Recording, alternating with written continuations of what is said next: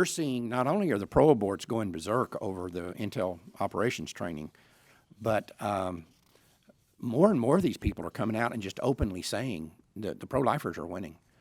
And you're seeing all these articles now online, and a lot of them in mainstream media, where they're lamenting the fact that the country is changing and the young people are flocking to the pro-life side.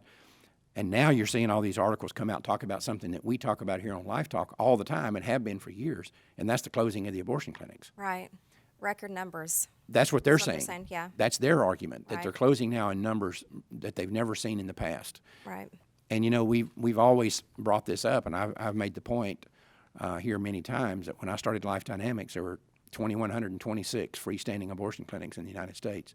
Now there's like 550 or something. Yeah, 553. Is that what it is? Mm-hmm. Okay. And they're plummeting, and these people are in a full panic over this. Right. So I anyway. think that the point needs to be made with all the clinics closing down. They're not closing down because they were these top quality, high-notch clinics. Right. They were closing down because they didn't meet basic standards for a surgical center. And on top of that, Planned Parenthood believes that their money should go towards lobbying and commercials and giant pink buses versus putting them into making abortion more accessible. If that's what they really care about, like, make these centers fit these standards, because the standards aren't outlandish. It's wider hallways, it's better ventilation systems, and they want to say that these are superfluous standards that they have, but when you actually look into why they have it, so many women have gotten perforated uteruses or had issues when they were in the clinic where EMTs have tried to get in and they can't get the gurney through the hallways because it's too small.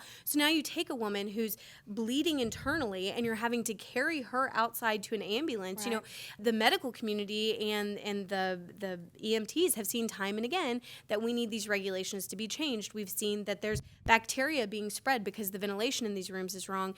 They're really common sense things. I think everybody wants to say that they were these outlandish changes we were asking for, but they weren't. We were asking that they be up to the same standards as a veterinary clinic. Right. Well, I was going to make the the fact that point. many of them closed. I was going to make the point, if the whatever the standards are that the abortion industry wants for their abortion clinics, you could not open up a vet clinic with those standards. Yeah, and they're saying that they're not going to save these women. That is a joke. That's what it's going to do. Right, that's what it's designed to do. Right. And you apply it to every other medical facility. Imagine that you went into a hospital and they had a 2.5 foot wide hallway.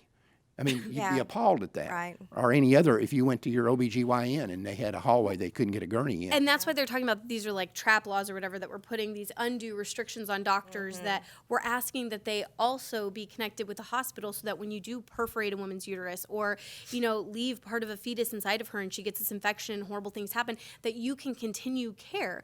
But the thing that we have to realize about abortionists is they don't do continued care. They're not a regular doctor who cares about the whole woman. They do abortion. That's pretty much all they do. So by asking them to have these hospital admitting privileges, you are now exposing the fact that they are not true doctors.